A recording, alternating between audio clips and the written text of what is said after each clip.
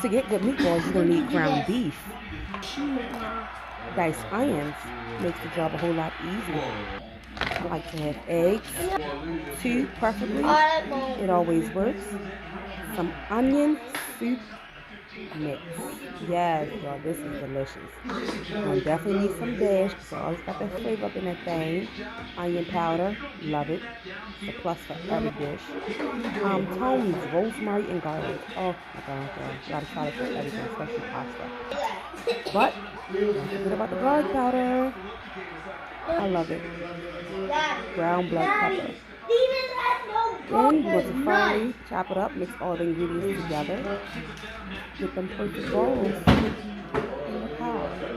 We got the job done. Okay? And this is just the end of the meatballs. And like I said, they're perfect for spaghetti.